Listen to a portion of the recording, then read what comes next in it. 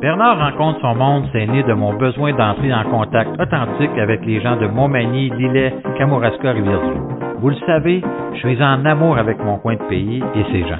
Pendant 1 heure, je discute avec une personne du comté de tous âges, de toute profession ou de toute allégeance, de son parcours et de sa philosophie de vie. Et je vous partage notre conversation. Abonnez-vous pour ne pas manquer un épisode et allez-y d'un 5 étoiles. Bernard rencontre son monde commence maintenant. Aujourd'hui, j'ai un entretien avec Madeleine Bélanger-Leblanc, une femme extraordinaire, originaire et native et qui demeure toujours à la Pocatière, à Sainte-Anne de la Pocatière, et qui me partage ses engagements au niveau de la pastorale, ses engagements au niveau de l'AMI, qui est l'aide médicale internationale à l'enfance qu'elle a créée il y a plus de 50 ans et dans lequel elle est toujours impliquée. Elle est une femme d'une générosité incroyable, passionnée, qui nous parle de la femme, de son implication, de son émancipation. C'est un entretien tout à fait extraordinaire que je viens d'avoir et que je vous partage avec Madeleine Bélanger-Leblanc. Madeleine Leblanc-Bélanger. Madeleine Bélanger-Leblanc.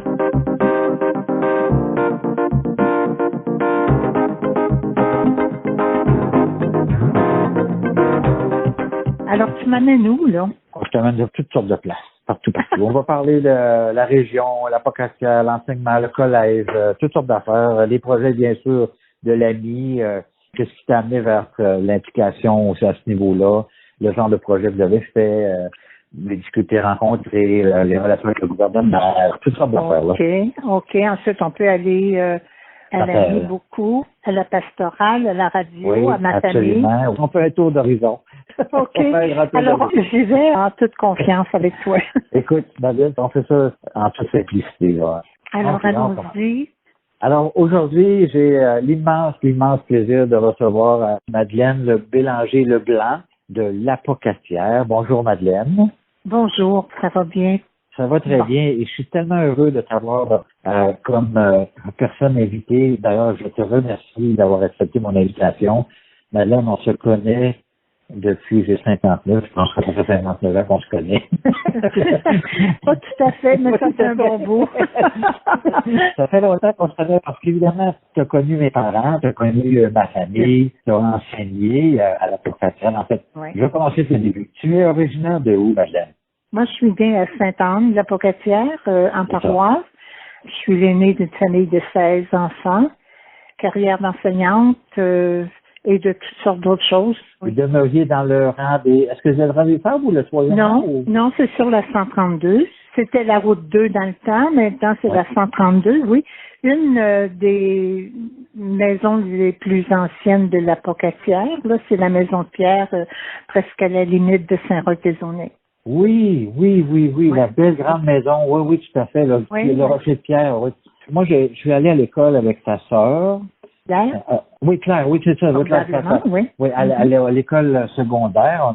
Donc, ça veut dire, je ne connais pas ton âge, Madeleine, mais... Claire est la dernière, moi je suis l'aînée. C'est ça. Il y a 27 ans entre nous deux. Entre nous deux. Vois-tu, entre les jumelles chez nous et moi, il y a 11 ans. Donc, là, évidemment, on était 8, nous autres, vous étiez 16, donc c'est le double. C'était des familles à l'époque... en tout cas, très grande et très vivante. Hein, ma foi, oui. Oui. Et puis, tu te rappelles comment on avait dans les familles, la tienne comme la mienne, je pense, les enfants étaient très près les uns des autres, une famille assez serrée, avec des parents très engagés aussi, pour les tiens comme les miens, là. Hein? Tout à fait. À cet endroit-là, à l'époque, il y avait une ferme, là. Oui, toujours, maintenant, qui est exploitée par notre voisin, là. Monsieur Barre? C'est ça. C'est ça, OK. Alors, donc, la famille était devenue, parce que je comprends, vous êtes dans la région, quelques-uns qui sont demeurés, parce que Claire, je pense, est dans l'Ouest canadien. Oui, Claire est originaire toujours, oui. Okay. Elle a une compagnie de relations publiques. Ça ne me surprend pas. Vous êtes de relations publiques, vous êtes des Bélanger, hein? Vous avez des facilités de communication. Je pense que ça fait partie de l'héritage qu'on a reçu de notre père. Alors, tu demeures toujours à Sainte-Anne, de la Pocatière? Oui, c'est ça. J'ai eu une parenthèse à l'extérieur, évidemment, mais je suis revenue sur le bien paternel, oui. Et puis là, tu étais enseignante au collège. Mais est-ce que tu as toujours enseigné au collège? Non, j'ai commencé, moi, ma carrière, j'ai commencé à enseigner à 16 ans. J'étais à l'école du Sable. J'ai enseigné 2 ans là. Puis il y a eu, à ce moment-là, il y a eu la formation du diocèse. Okay. Et puis, l'abbé Deschênes, à ce moment-là, j'étais le coordonnateur de l'Action catholique qu'on avait dans le temps. Là, on parle des années 52-53. Alors, j'ai enseigné 2 ans, puis l'abbé Deschênes m'a demandé de travailler au bureau de l'Action catholique pour l'organisation des mouvements d'Action catholique. On était attachés au diocèse de Québec avant. Alors, quand le diocèse de l'Apocatière s'est formé, toutes les organisations là, qui existaient à Québec, et c'était très catholique, entre guillemets, là, hein? Ouais, l'Action catholique, l'Union catholique des cultivateurs, la Croisade eucharistique, Jeunesse agricole catholique, en tout cas, c'était comme ça. Alors, je suis entrée au service diocésain pour travailler là. Il y a eu des cours d'éducation populaire, il y a eu plein de choses qui se sont organisées dans le temps. Alors, j'ai fait 2 ans là. Et puis, l'enseignement était vraiment la carrière à laquelle j'étais destinée parce que j'ai toujours voulu retourner à l'enseignement. Alors, je suis allée à l'université. Je suis allée à Laval chercher mon bac en pédagogie parce que pour commencer à enseigner à 16 ans, j'avais un brevet de l'École normale de Lillette seulement. Alors, j'ai pris mon bac en pédagogie. Puis, tout s'est enchaîné. Alors, tu as enseigné, à ma connaissance, au Collège de Sainte-Anne, pendant de nombreuses années. Oui, mais ça, c'est en revenant. Tu vois, après l'université, je suis allée enseigner dans une école de rang à Fort-Coulonge, à Pontiac. Mon Dieu, c'est loin de ta mère, ça, là. C'était loin. C'est ça. C'était une émancipation, si tu veux. Sortir du milieu.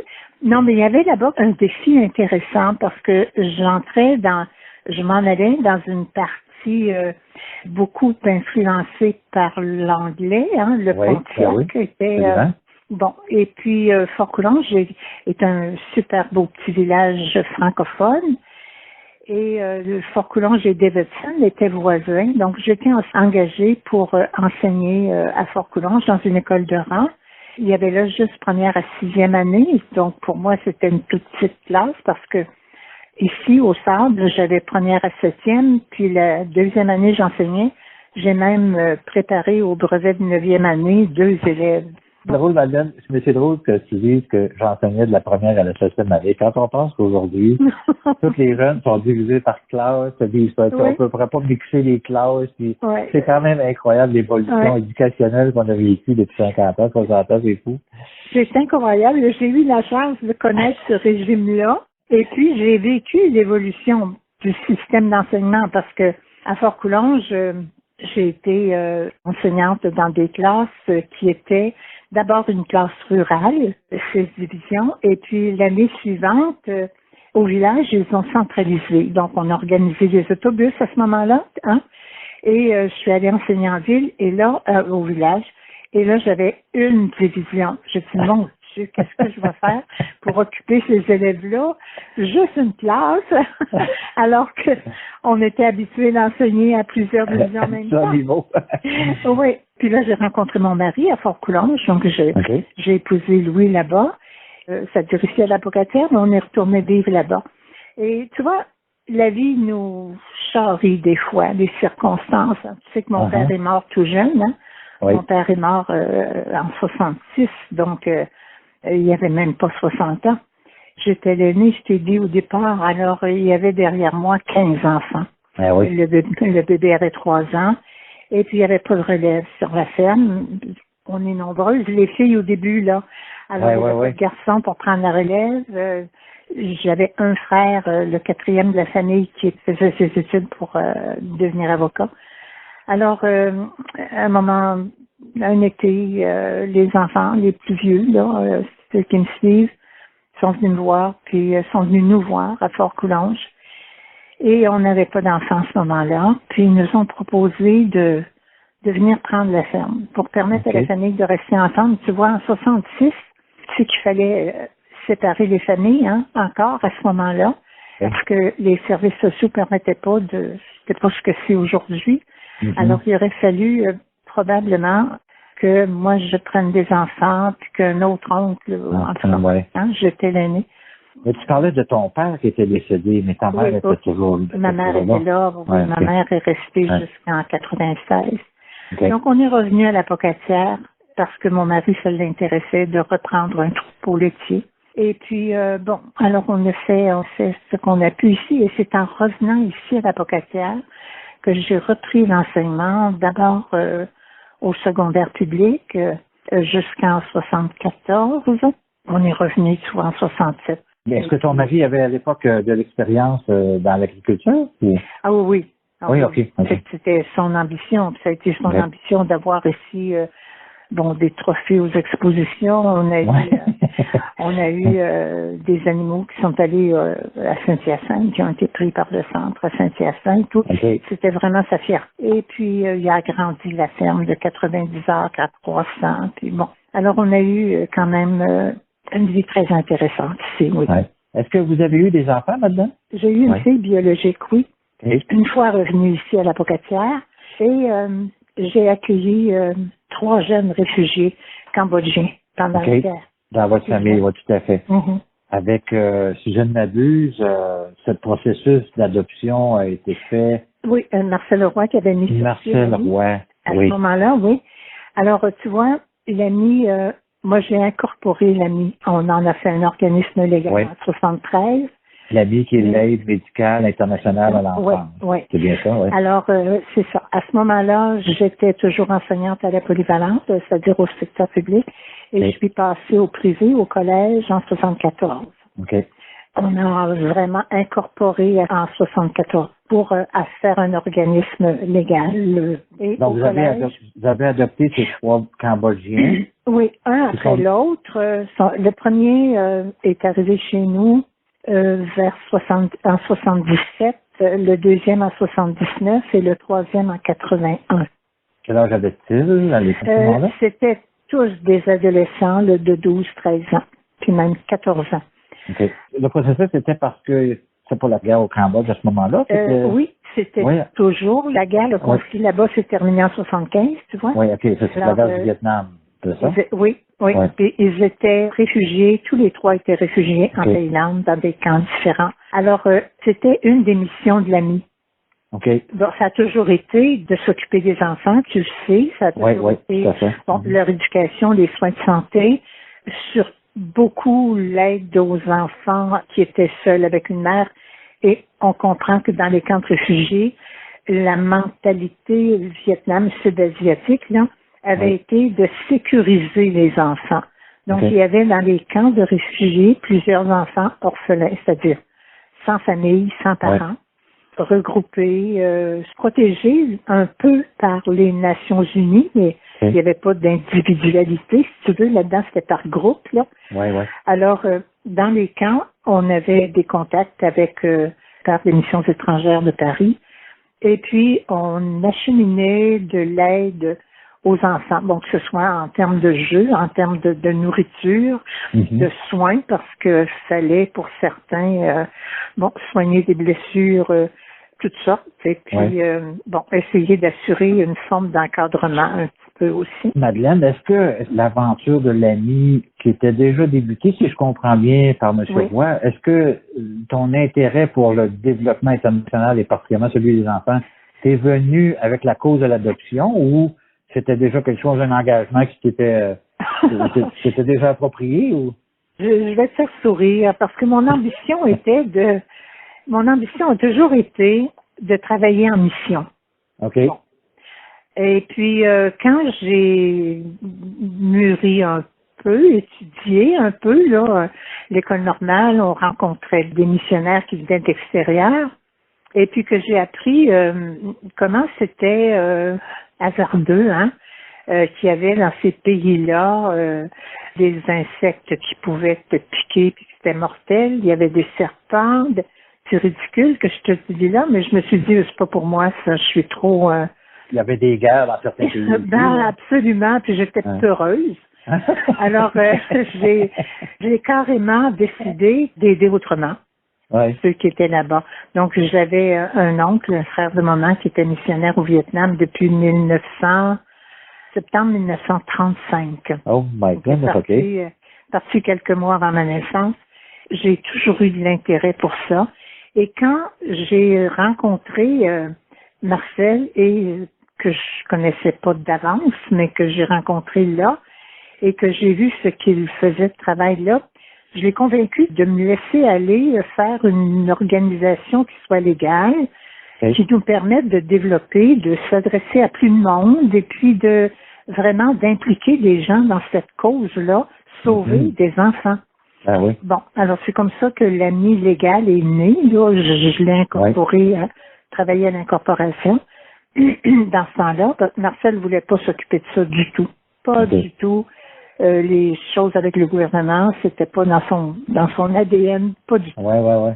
Donc, et pourtant, c'est quelque chose d'important si on va avoir une organisation qui est structurée, organisée pour être capable d'aller chercher les fonds, pour être capable de faire du développement international. C'est comme ça que ça fonctionne, bien sûr. Là. Surtout d'avoir une organisation qui est vérifiable, vérifiée, contrôlée. Il y a tellement, puis on a vu comment, avec les années, sont nées une panoplie d'arnaques quand ils sont allés chercher dévaliser des gens en quelque sorte pour des causes, paraît-il, très nobles, mais qui, à vérification, n'existaient pas ou pratiquement. Donc, c'est important qu'on fasse ça, oui. Est-ce que les 3 enfants que tu as adoptés ou que vous avez adoptés, en fait, sont aujourd'hui éparpillés à travers le monde? Ils sont au Québec toujours? Ou sont toujours, ils sont toujours au Québec. Ils ont des familles au Québec. C'est eux autres qui nous ont donné des petits-enfants. Oui, on est toujours restés proches. Des enfants, des jeunes qu'on ne pouvait pas adopter dans le temps parce que leur famille, c'était pas prouvé que les parents étaient décédés. Puis en fait, ils ont retrouvé leurs parents. Moi, je tenais à ce qu'ils retournent vérifier où étaient leurs racines et puis ils ont retrouvé de la famille. Mais ils sont installés ici. Ce sont tous des gens qui ont des professions maintenant, qui ont des familles et qui vivent, sont des Québécois très impliqués aussi. À l'époque, Madeleine, il y avait aussi l'abbé Proulx qui avait, je ne sais plus si c'était la crèche ou je ne sais pas trop comment il appelait ça, là. L'abbé Proulx avait mis en place. Mes parents me parlaient de ça vaguement, mais il y avait un système d'adoption, là, pour les familles. Oui, mais c'était gouvernemental. Oui. Je connais peu l'abbé Proulx, comment le service social existait dans le temps. Ses bureaux étaient dans les mêmes bureaux que l'Action catholique, mais croisais seulement. Là, je connaissais pas du tout le fonctionnement, mais c'était de l'adoption légale avec les noms. Alors que dans mon cas, puis dans le cas de quelques centaines de familles au Québec, il n'était pas question d'adoption. C'était question d'accueil. Un accueil qui était, tout était aux frais des familles, évidemment, les frais d'avion, et puis ils étaient en quelque sorte comme nos enfants. Comme un peu comme il s'est passé dernièrement avec les Syriens, d'une certaine manière. Ça ressemble à ça, oui. C'était de l'accueil, c'était pas de l'adoption, mais c'était de l'accueil surtout des familles. Mais il y avait des enfants au travers, je pense, là. Oui, c'est ça. On s'est occupé de l'accueil de réfugiés mineurs non accompagnés. C'était ça le thème, là. L'AMI a fait ça pendant jusqu'en 86, 87. Et à partir de ce moment-là, se sont ajoutés l'accueil de famille, la réunification de famille. Là, il y avait des jeunes qui étaient arrivés ici par l'AMI ou par un autre organisme qui retrouvaient des parents qui étaient partis en Australie, qui étaient en France, et puis on a pu mettre en place un fonctionnement de réunification de famille qui demandait énormément d'énergie, de recherche, d'argent, et je trouve moi que ça déviait un peu la vocation de l'AMI parce que là, on impliquait famille, puis des fois c'était pas nécessairement des familles immédiates, c'était des neveux. Alors on a maintenu les deux systèmes, si tu veux. Il y avait un comité qui s'occupait de ça jusqu'en 2000. Et en 2000, on a largué ce service-là, qui est devenu un organisme par le PAN, détaché de l'AMI, pour que l'AMI retrouve sa vocation première, l'éducation, des soins de santé aux enfants. Et toujours dans ce sens-là, on a beaucoup aidé bon, les mères qui étaient seules dans les pays en guerre, puis les pays en développement, c'est comme ça qu'on les appelle maintenant. La pauvreté fait que ce sont souvent les mères qui n'ont monoparentales, qui n'ont pas de conjoint, qui sont seules à élever des enfants, qui ont besoin de besoin d'aide. Les services publics ne sont pas ce qu'ils sont ici. On a des projets extraordinaires maintenant de mères et d'enfants, de développement. Madeleine, est-ce un hasard qu'à l'Apocatière, le développement international a toujours fait partie un peu de l'ADN de la région de l'Apocatière? Absolument. Et quand je pense à vous autres, je pense à l'IDNS à l'époque avec Violette à la vie. Il y a eu d'autres organisations, parce que tantôt, je faisais référence à l'Action catholique agricole. C'est devenu l'UPA, si je ne me dis. Oui. Donc, il y a eu plusieurs organisations qui ont été mises en place. Puis beaucoup de gens ont fait du bénévolat, parce que, faut bien dire, c'était des bénévoles qui étaient sur les conseils d'administration, ou aussi même des intervenants qui allaient sur le terrain. Par la vie, oui, absolument, oui. Ah oui, l'Apocatière a vraiment été dans une pépinière de gens qui ont travaillé à l'international. Prends Nicole, ta sœur. Oui, ma sœur, oui. Qui a été, elle a été à l'ANI, elle a été à ceci, elle a été au CRDI, oui, c'est ça. Oui, c'est ça. Elle a travaillé à... Et puis, oui, Violette, tu parlais du DNS. Ta mère a travaillé à l'ANI aussi comme bénévole pendant... Avec Mme Raymond, écoute, Mme Martin, il y a plusieurs personnes. En fait, c'est drôle parce que moi, aujourd'hui, le regard que je porte sur ces femmes, que t'es ma mère, Mme Raymond, vous, Madeleine, toi, et plusieurs, là, Mme Martin, etc., c'était des féministes avant même votre temps, ou en fait, avant les définitions qu'on en donne aujourd'hui. C'était des femmes très engagées, hein. Oui. Et puis, beaucoup de femmes se sont impliquées dans toutes les grandes causes qu'il y a. Puis même, regarde dans notre région l'implication des femmes en pastoral. Ça, c'est un point de ta vie très important aussi, cette question de la pastorale, parce que, plusieurs te connaissent justement ton implication pastorale auprès de l'évêché, en relation avec l'évêché, mais partout sur le territoire, non seulement à l'Apocatière, je pense. Oui, dans le diocèse, évidemment, l'ANI avait un volet missionnaire, donc il nous est arrivé pendant plusieurs années. À ce moment-là, Gilles Lévesque le faisait aussi avec moi. Oui. On avait la tournée, dans chaque paroisse, il y avait un dimanche missionnaire par année. L'ANI avait son volet missionnaire et on faisait cette réflexion missionnaire-là. Ce qui m'a amené d'ailleurs à faire mes études en vue du bac en théologie. Alors après le bac en pédagogie, le bac histoire, le bac en théologie m'a amené à développer l'intérêt que j'avais de ce champ-là. Très intéressant. Mais Madeleine, c'est drôle parce que j'ai fait une entrevue avec Pierre Goudreau, notre nouvel évêque. Oui. Et Pierre est un homme de mon âge, donc je considère très jeune, et très ouvert sur la société en général. Je ne me souviens pas d'avoir abordé avec lui la prêtrise chez les femmes, mais est-ce que c'est quelque chose qui aurait été une avenue ou quelque chose que tu aurais aimé de devenir prêtre toi-même? Pose une question que peut-être tu t'attendais pas, là. Mais... Franchement, non. Non, OK. Non, franchement, non. Parce que je trouve que il y avait dans la tâche, à ce moment-là, un aura de pouvoir, de domination, comment je te dirais bien? C'était un rôle à part. En tout cas, moi, je l'ai toujours considéré comme ça. Une responsabilité très grande.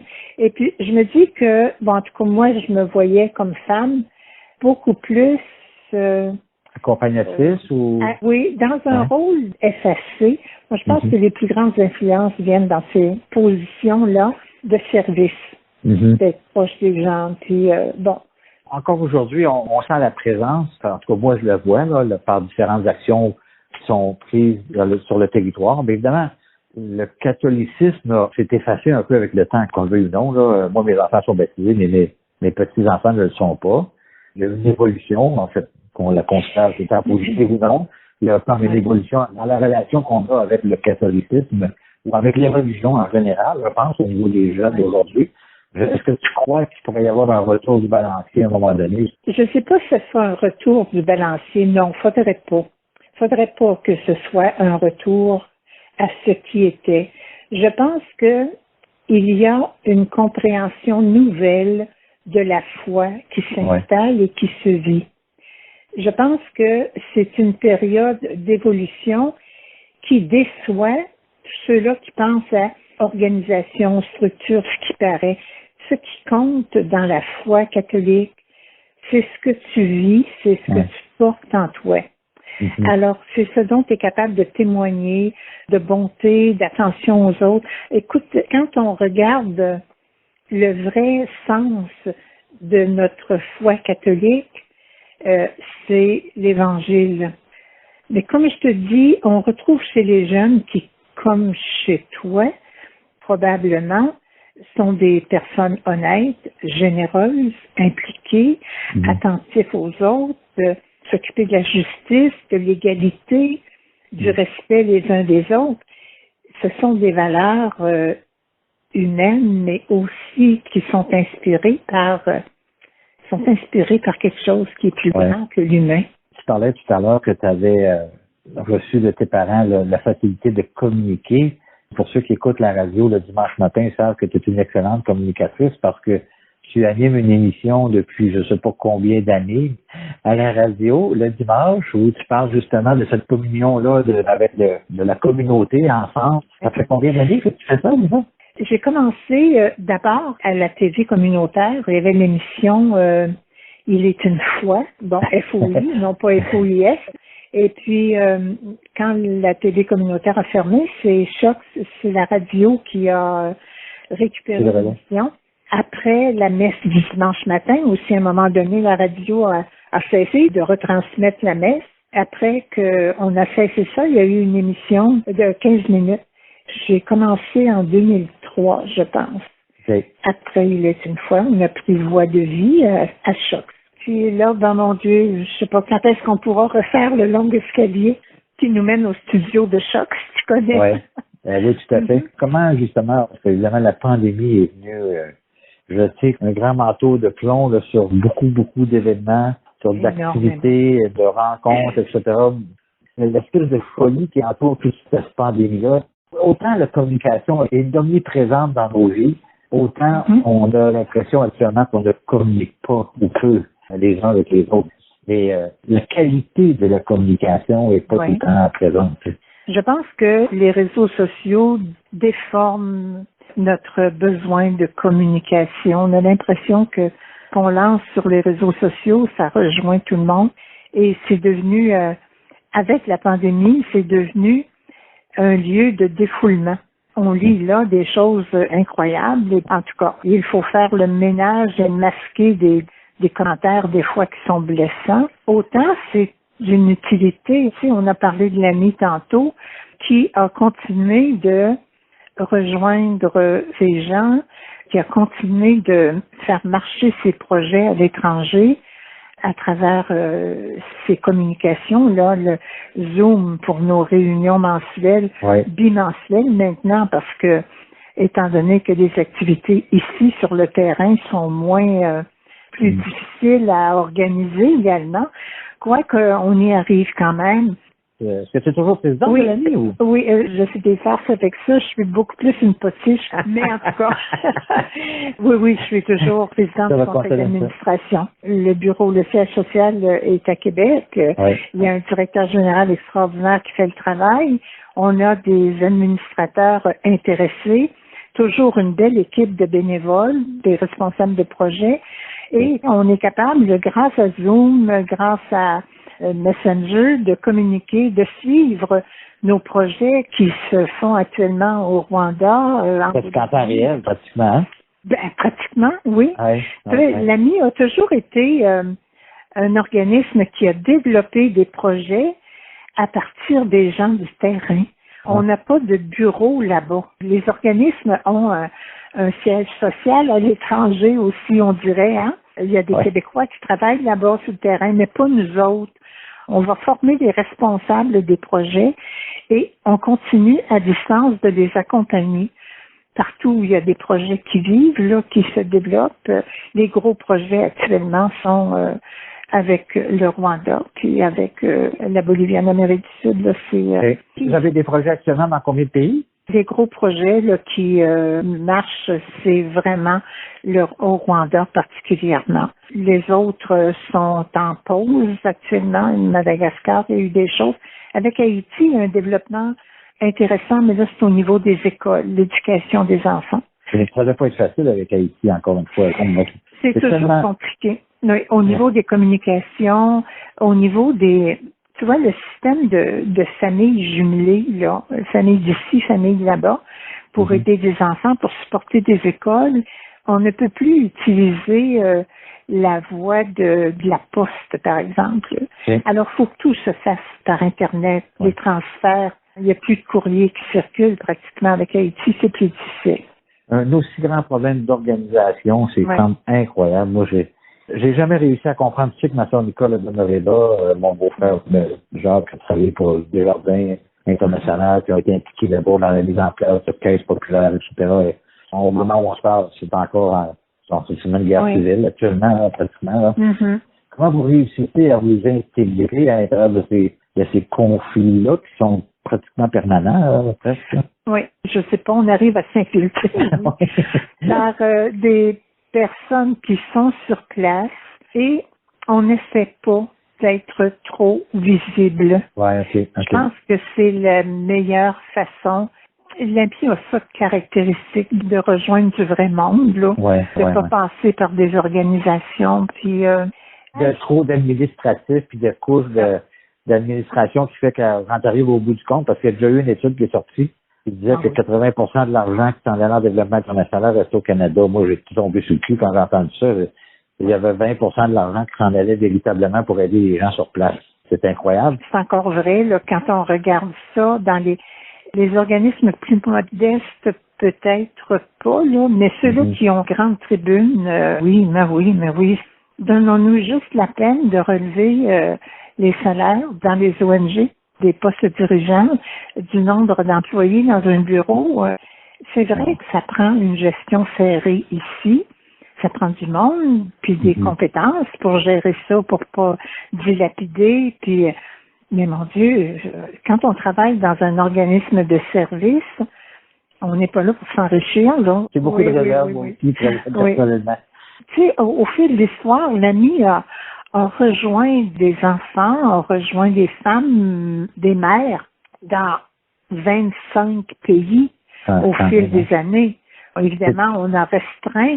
On est devenu un organisme avec une charte fédérale dès le départ, mais on est devenu un organisme subventionné par l'ADI dans le temps, puis maintenant les Affaires mondiales. Donc ça a commencé rien qu'en 83, le premier projet, je pense, subventionné.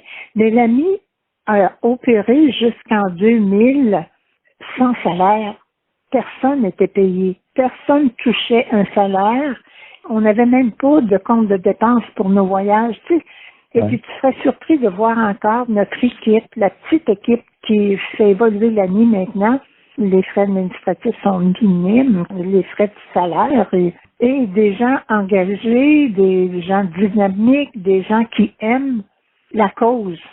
Recruter ces personnes-là, c'est pas évident, là. Je pense à ta sœur, là, je pense à Nicole, comment c'était, comment c'est une femme généreuse. Tu sais qu'elle vient de terminer un mois avec la Croix-Rouge à Québec, dans des maisons de personnes, les RPA, qui appellent les résidences de personnes âgées. Elle vient de donner un mois, là, évidemment, sont rémunérés, mais quand même, elle a donné un mois de sa vie pour dire, je vais aller aider des gens avec toutes les masques et tout ce qui vient avec, là. Parce que la Croix-Rouge a été appelée par le gouvernement du Canada. Et ces gens-là, la solitude de ces gens-là est au point tel qu'il y en a qui n'ont même plus un coup de vie. D'ailleurs, certains soupçonnent que la COVID non seulement a tué du monde, mais la solitude en a tué presque autant, là. Des situations absolument inhumaines.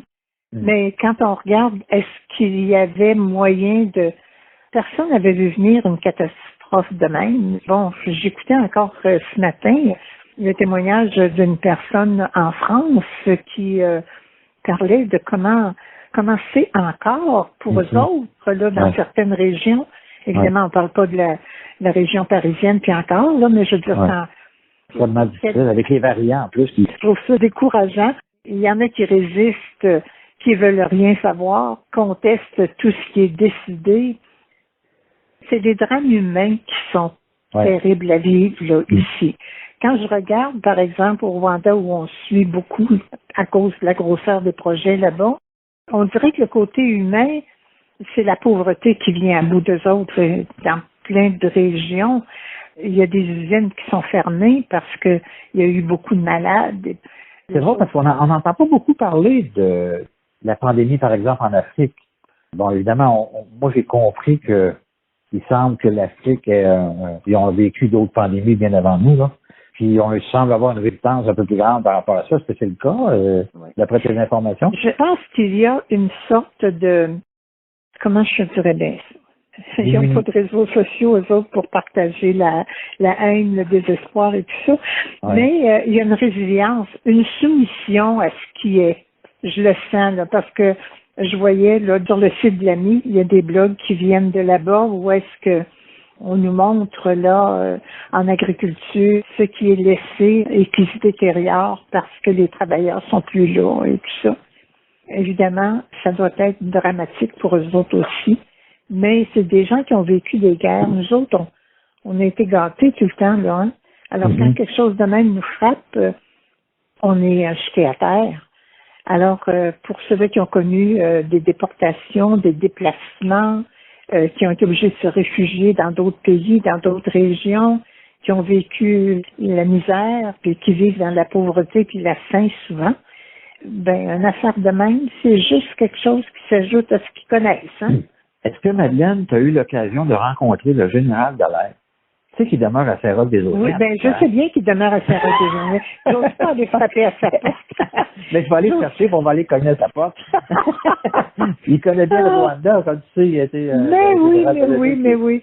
Quel homme extraordinaire. En tout cas, moi, c'est un homme pour qui j'ai beaucoup d'admiration. J'avais provoqué le hasard. Faut aussi avoir une conversation ensemble.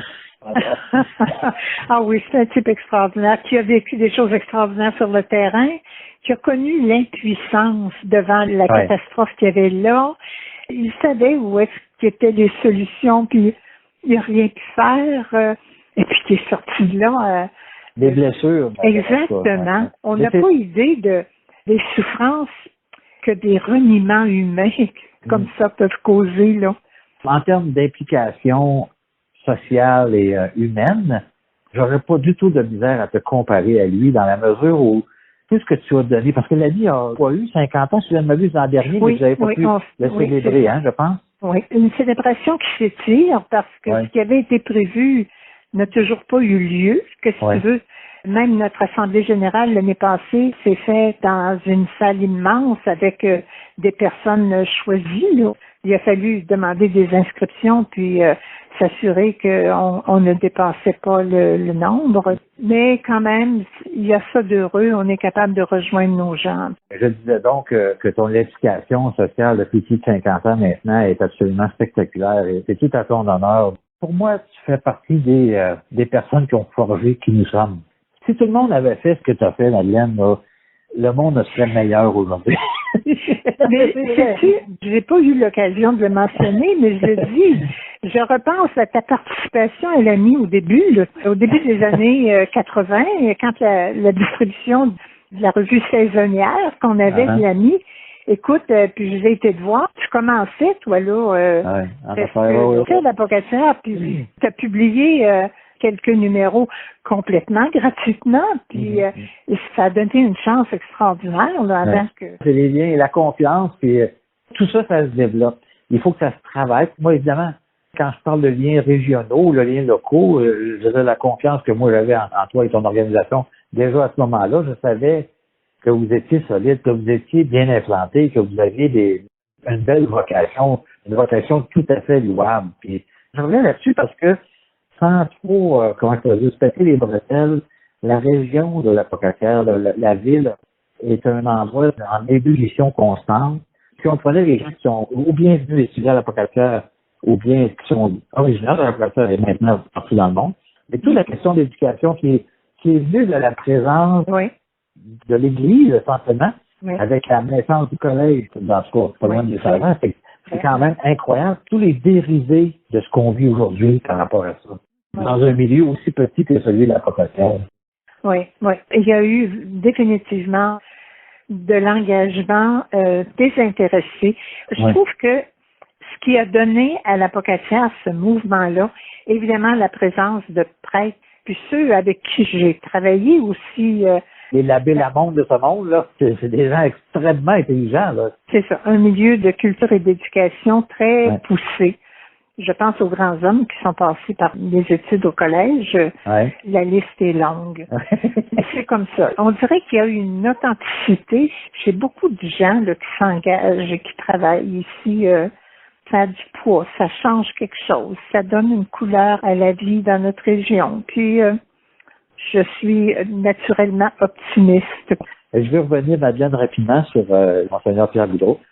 J'ai demandé, c'était à l'époque quand il était en Abitibi, et puis là, on lui a demandé de devenir évêque, et il a accepté, bien sûr. Là, j'ai demandé, après ça, la prochaine étape, c'est cardinal dans votre étape. Là, on a juste 59 ans à Petit-Jeune. Et c'est un homme d'une simplicité incroyable. Mais la foi, c'est important. Et c'est la croyance qu'on a dans nos valeurs. Je ne vois pas nécessairement à l'Église souvent, mais bien sûr, actuellement, en plus que la COVID permet d'aller au cinéma, mais que tu n'as pas à la l'église, là. Écoute, à la cathédrale, là, dimanche matin, on a des prêtres généreux, nous autres, qui donnent 2 célébrations. Là, une à 9h et une à 10h30. Écoute, 25 personnes, là. Dans un local aussi grand. Qui en contient 800. Voyons donc, voyons donc. En tout cas, mais tu comprends ce que je veux dire, c'est que ça part là d'un jeune qui arrive dans notre milieu. Moi, j'ai déjà l'impression qu'il est connecté avec plein de monde qui, comme moi, ne sont pas des pratiquants quotidiens. C'est-à-dire qu'on ne va pas nécessairement mettre facilement, mais on sent qu'on connecte avec ce gars-là. Est-ce que tu sens ça, toi aussi? Absolument. Oui. Absolument, parce que je pense que tranquillement, on comprend que la pratique de sa foi, c'est pas à l'Église qu'elle se vit vraiment. Nécessairement, oui. C'est dans le quotidien, dans l'attention qu'on porte aux autres, dans l'ouverture, dans l'accueil, dans la tolérance, dans les capacités de pardon, d'accompagnement. Il y a tellement de façons aujourd'hui d'exprimer ce qu'il y a de beau, ce qu'il y a d'inspiré dans notre cœur, dans notre vie. On va voir évidemment nos grandes cathédrales s'ouvrir au monde pour d'autres choses, comme notre cathédrale ici à la Pocatière, qui est une magnifique salle de concert, qui est une magnifique salle de représentation. Qui a servi cet hiver à faire un marché public. Oui, donc, ça devient un milieu communautaire aussi. Et ce sera comme ça dans les autres édifices qui nous permettent de faire ça. C'est drôle parce que je suis allé au marché quelques minutes, mais le fait que ce soit dans ce lieu-là, l'impression du partage est encore plus fort. Le fait que ce soit à l'intérieur d'un édifice public associé à la religion et à la pratique religieuse, que là, on était dans un événement totalement en dehors de ça, de ce concept-là, puis on sait que l'agriculture, que les gens qui produisent des produits du terroir, etc., moi, je sentais véritablement de connexion. Ben oui, ça fait partie de l'évolution, de l'humanisation, si tu veux. Ouais. On est une société avec toutes sortes de couleurs et cette capacité de collaborer, cette capacité de faire grandir les liens affectifs et les liens de collaboration. Madeleine, je ne sais pas si tu as eu l'occasion d'aller au musée de la mémoire vivante, mais moi, je t'inviterais très fortement à aller partager, parce que j'aurais voulu que ma mère le fasse. C'est tellement de choses extraordinaires à venir à partager. C'était un bel héritage à l'état de notre région. Je t'avoue que j'ai pensé que pour laisser des traces de l'AMI comme étant un organisme qui a grandi ici dans le coin, laisser des traces aussi de l'implication des femmes en pastoral, et de l'enseignement et tout ça. Je me suis toujours retenue de le faire. Ne pensais pas tout à fait adéquate. Ben justement, je suis content que tu aies cette réflexion-là parce que je vais dire tout à fait le contraire, c'est-à-dire que tu es bien plus adéquate, là. C'est une sommité régionale de l'implication au niveau international. Et je pense sincèrement que la région gagnerait à connaître ou à découvrir ce que tu as fait depuis 50 ans en termes de développement intérieur, particulièrement auprès des enfants. Moi, je te le dis, je t'encourage à y aller. Merci, mon Dieu, Bernard. C'est trop. Pour moi, c'est pas tellement la personne qui est importante comme la cause, la solidarité, la cause du développement humain, la cause des enfants qui qui m'intéresse de promouvoir, évidemment. Et puis, je continue de le faire. Il y a beaucoup de collaborateurs de l'AMI autour de la région ici, mais partout au pays, là, évidemment. Bon, est-ce que je comprends que le futur de l'AMI est bien assuré? Oui. Oui, parce que on a une équipe de jeunes, d'abord, qui sont investis de façon très généreuse, parce que les salaires ne vont pas mirobolants, l'AMI, qui s'occupe des stages. Alors, ce sont des jeunes avec beaucoup d'enthousiasme, beaucoup d'idées aussi, là. Je les vois là, fonctionner, c'est extraordinaire. Je pense que l'AMI n'aura pas souffert en désengagement de la pandémie. D'autres organismes en ont souffert, oui, mais chez nous, il y a eu cette volonté-là de, tu vois, tout le monde est en télétravail et puis ils ont coupé leur salaire pour permettre de continuer de fonctionner pareil, là. Je suis pas inquiète de l'avenir, là. 50 ans, c'est jeune. Pas mal jeune, je trouve, là. En fait, dans toute menace, il y a des opportunités. Je pense que ça en est une aussi de revoir nos façons de faire, nos relations les uns avec les autres. Il y a quelque chose de très, très humain dans toute cette pandémie-là aussi, malgré tout. Je te remercie de l'occasion que tu m'as donnée de parler un peu plus de ce qu'est l'AMI et de ce qu'est le rôle que la femme doit prendre dans son milieu aussi. Oui, absolument. Merci beaucoup, madame. Merci, au revoir.